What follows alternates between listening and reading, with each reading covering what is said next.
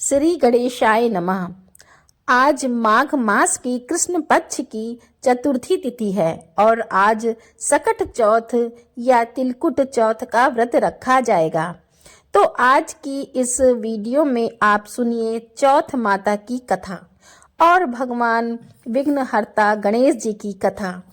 माना जाता है कि चौथ माता का व्रत और कथा के साथ भगवान श्री गणेश की कथा सुनने से व्रत का पूर्ण फल प्राप्त होता है।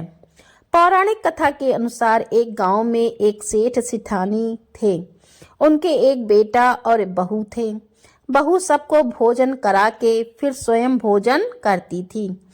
एक पड़ोसन ऐसी भी थी जो रोज पूछती थी कि बहू आज क्या बनाया, क्या खाया। तो बहू कहती ठंडो बासी। एक दिन उसके पति ने ऐसा सुनकर विचार किया कि आज तो पकवान बनाए जाएं, फिर देखें कि मेरी पत्नी क्या कहती है। उसने तरह तरह के पकवान बनवाए और घर के सभी लोगों ने एक साथ बैठकर भोजन किया। आज भी पड़ोसन ने पूछा तो बहू ने कहा कि ठंडो बासी। सेठ के लड़के ने सोचा हो न हो कोई बात अवश्य है जिससे कि मेरी पत्नी ऐसा कहती है। उसने पत्नी से पूछा तुम रोज ठंडो बासी खाया ऐसा क्यों कहती हो, जबकि हम सब ने एक साथ बैठकर कई तरह के पकवान खाए। उसकी पत्नी बोली हम जो खा रहे हैं वह बाप बूढ़ों की कमाई है। जिस दिन आप कमा कर लाओगे उस दिन मैं समझूंगी कि ताजा भोजन कर रहे हैं। अब एक दिन लड़के ने माँ से कहा मैं एक बड़े शहर में कमाई करने जा रहा हूँ। माँ बोली बेटा अपने पास इतना धन है कि खाया नहीं खत्म होगा।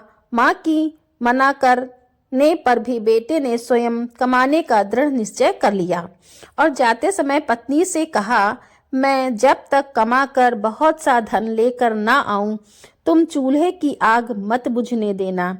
एक दिन चूल्हे की आग बुझ गई तो वह मन ही मन घबराने लगी, कहीं मेरे पति पर संकट तो नहीं आन पड़ा।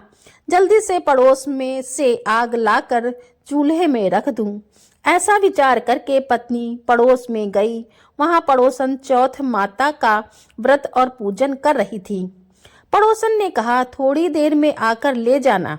तो बहू ने पड़ोसन से पूछा आप यह व्रत क्यों करती हैं, इससे क्या मिलता है। पड़ोसन ने कहा चौथ माता के इस व्रत को करने से अन्न और लक्ष्मी मिलती है और अपनी मनोकामनाएं पूर्ण होती हैं। अब बहू भी चौथ माता का व्रत करने लगी। दीवार पर उसने चौथ माता का चित्र बनाया। उस दिन घी और गुड़ का चूरमा बनाकर रात्रि को चंद्रमा को अर्घ देकर उसने भोजन किया। ऐसा करते करते बहुत दिन हो गए। चौथ माता ने उस बहू के पति को सपने दिया कि साहूकार का बेटा तू आगे की सोचे, तेरी पत्नी तुझे बहुत याद कर रही है। घर जाकर उसकी चिंता मिटा दे। तू दुकान खोलकर कंकु केसर का पगलिया बना के बैठ जाना। आज तेरा हिसाब किताब चुकता हो जाएगा। अब तो चौथ माता ने जैसा कहा था वैसा ही हुआ। उसने घर जाने की तैयारी की और गाड़ी भर के धन दौलत लेकर चल दिया। रास्ते में एक बड़ा सा काला नाग फन फैलाए बैठा था और कहने लगा आज तो मैं तुझे डस लूंगा। आज तेरी आयु पूरी हो गई है। सेठ के लड़के ने कहा आज चौथ माता ने मुझे सपना दिया है तो मैं पत्नी से मिलने जा रहा हूँ घर। वहाँ मेरी पत्नी बहुत चिंता कर रही है। मैं उससे मिलकर जरूर आऊँगा, तब तुम मुझे डस लेना। नाग ने कहा तुम शपथ पूर्वक कहकर जाओ तो मैं तुम्हें जाने दूंगा, परंतु लौट कर नहीं आए तो तुम्हारे घर आकर मैं तुम्हें डस लूंगा। इस पर सांप को वचन देकर वह घर पहुंचा। वहां सभी से हंसी खुशी से मिला और भोजन करके उदास होकर बैठ गया। उसकी पत्नी ने उदास होने का कारण पूछा तो पति ने काले नाग वाली बात बताते हुए कहा कि यदि मैं उसके पास नहीं जाऊंगा तो वह घर आकर ही मुझे डस लेगा। पत्नी बहुत चतुर थी।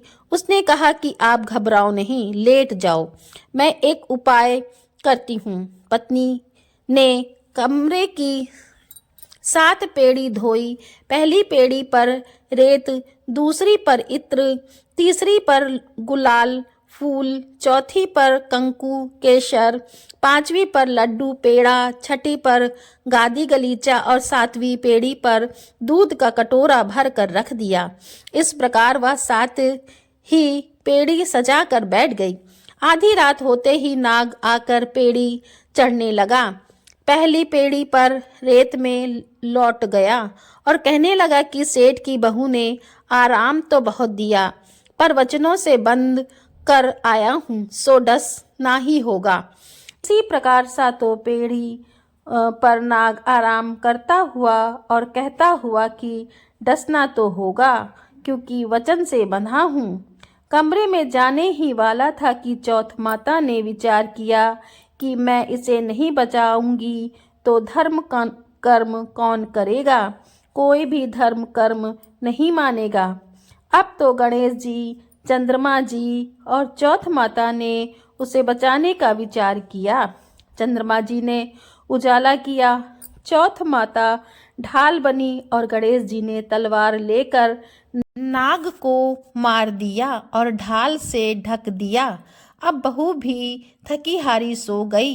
दिन निकला तो लोग बेटे से मिलने आए, परंतु बहू बेटा तो उठे ही नहीं थे। थोड़ी देर हो गई तो माँ उन्हें उठाने गई। माँ ने 7 पीढ़ियों पर जो कुछ देखा तो वह बहुत ही घबरा गई और बेटा बहू को आवाज लगाई। बेटा बहू उठे तो देखा कि एक ढाल तलवार वहां पड़ी है। अब ढाल उठाई तो वही काला नाग मरा हुआ पड़ा है। बेटा बहू ने सोचा कि आज तो धर्म कर्म ही आड़े आए हैं, जो भगवान गणेश जी और चौथ माता ने अपनी रक्षा की है। हे चौथ माता, आपने जैसे सेठ के बेटा बहू की रक्षा की, वैसे ही सबकी रक्षा करना। बोलो चौथ माता की जय। भगवान विघ्नहर्ता गणेश की कथा सुने बिना चौथ माता के व्रत की कथा अधूरी मानी जाती है। इसलिए अब आप सुनिए भगवान गणेश की कथा। एक समय की बात है, विष्णु भगवान का विवाह लक्ष्मी जी के साथ निश्चित हो गया। विवाह की तैयारियां होने लगी। सभी देवताओं को निमंत्रण भेजे गए, परंतु गणेश जी को निमंत्रण नहीं दिया गया। कारण जो भी रहा हो, अब भगवान विष्णु की बारात जाने का समय आ गया। सभी देवता अपनी पत्नियों के साथ विवाह समारोह में आए। उन सब ने देखा कि गणेश जी कहीं दिखाई नहीं दे रहे हैं। तब वे आपस में चर्चा करने लगे कि क्या गणेश जी को नहीं न्योता है या स्वयं गणेश जी ही नहीं आए हैं। सभी को इस बात पर आश्चर्य होने लगा। तभी सबने विचार किया कि विष्णु भगवान से ही इसका कारण पूछ लिया जाए। विष्णु भगवान से पूछने पर उन्होंने कहा कि हमने गणेश जी के पिता भोलेनाथ महादेव को न्योता भेजा है। यदि गणेश जी अपने पिता के साथ आना चाहते हों तो आ जाएं। अलग से न्योता देने की कोई आवश्यकता नहीं थी।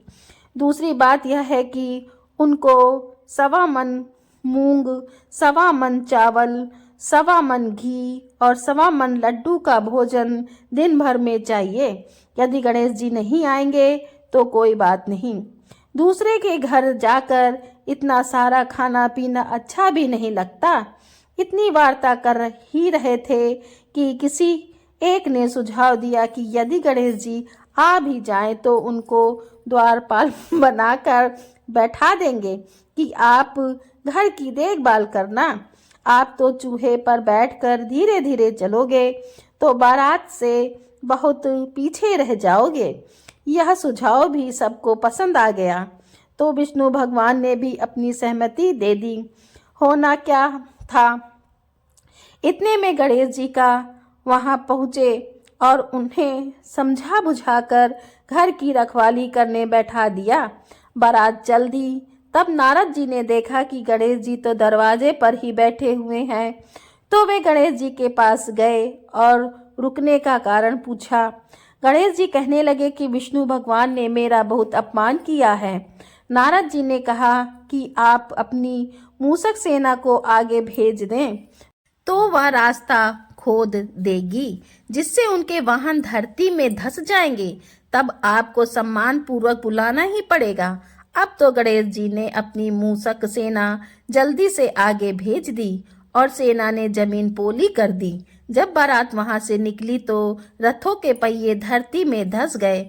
लाख कोशिश करने के पर उपरांत भी पहिए नहीं निकले। सभी ने अपने अपने उपाय किए, परंतु पहिए तो नहीं निकले, बल्कि जगह जगह से टूट गए। किसी की समझ में नहीं आ रहा था कि अब क्या किया जाए। अब तो नारद जी ने कहा, आप लोगों ने गणेश जी का अपमान करके अच्छा नहीं किया। यदि उन्हें मना कर लाया जाए तो आपका कार्य सिद्ध हो सकता है और यह संकट टल सकता है। शंकर भगवान ने अपने दूत नंदी को भेजा और गणेश जी को लेकर आने को कहा। गणेश जी का आदर सम्मान के साथ पूजन किया। तब कहीं रथ के पहिए निकले। अब रथ के पहिए निकल तो गए, परंतु वे टूट फूट गए तो उन्हें सुधारे कौन। पास के खेत में खाती काम कर रहा था, उसे बुलाया गया। खाती अपना कार्य करने के पहले श्री गणेशाय नमः कहकर गणेश जी की वंदना मन ही मन करने लगा। देखते ही देखते खाती ने सभी पहियों को ठीक कर दिया। तब खाती कहने लगा कि हे देवताओं, आपने सर्वप्रथम गणेश जी को नहीं मनाया होगा और न ही उनका पूजन किया होगा, इसलिए तो आपके साथ यह संकट आया है। हम तो मूर्ख अज्ञानी हैं, फिर भी पहले गणेश जी को पूछते हैं, उनका ध्यान करते हैं। आप लोग तो देवतागण हैं, फिर भी आप गणेश जी को कैसे भूल गए। अब आप लोग भगवान श्री गणेश जी की जय बोलकर जाएं तो आपके सब काम बन जाएंगे और कोई संकट भी नहीं आएगा। अब सभी को अपनी अपनी गलती पर पश्चाताप हुआ और सबने भगवान गणेश जी की जय जयकार करते हुए और बारात वहां से चल दी और विष्णु भगवान का लक्ष्मी जी के साथ विवाह संपन्न करा के सभी सकुशल घर लौट आए। हे गणेश जी महाराज, आपने जैसे विष्णु भगवान के कार्य को सिद्ध किया, वैसे सभी के कार्य को सिद्ध करना। बोलो भगवान गणेश जी की जय। तो ये थी आज की चौथ माता की कथा और विघ्नहर्ता भगवान गणेश जी की कथा। आज की कथा अच्छी लगे तो वीडियो को लाइक करें, कमेंट पे ओम गणेशाय नमः लिखें और चैनल को सब्सक्राइब करें।